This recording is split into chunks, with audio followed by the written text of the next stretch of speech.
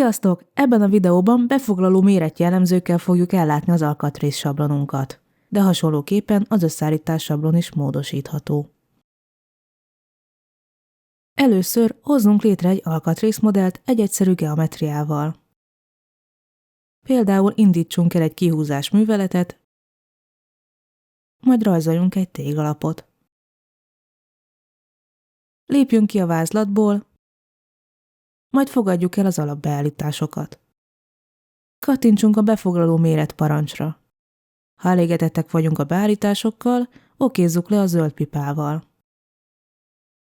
Ez a művelet konfiguráció szinten 4 jellemzővel látja el a modellünket.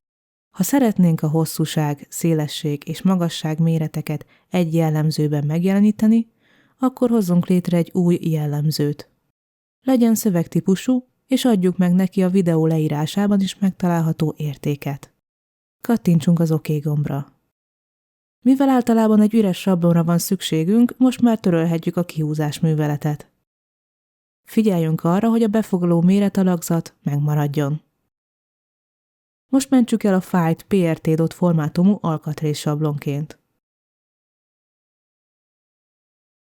Felülírhatjuk az alapértelmezett sablonunkat, de más néven is elmenthetjük.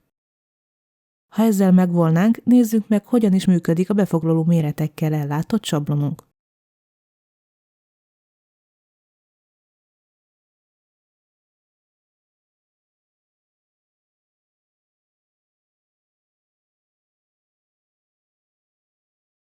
Látható, hogy automatikusan létrejöttek a kívánt paraméterek,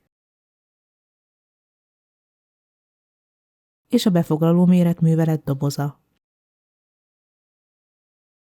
Köszönöm a figyelmet! Sziasztok!